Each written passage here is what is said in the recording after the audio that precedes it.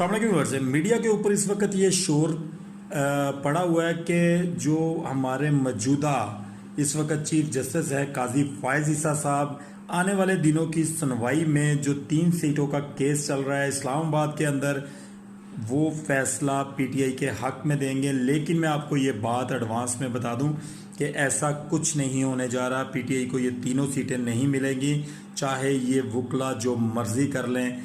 होगा वही जो काजी फायज ईसा चाहेगा, क्योंकि काजी फायज ईसा काजी भी हैं और उसके साथ साथ वो मदई पार्टी के वकील भी हैं।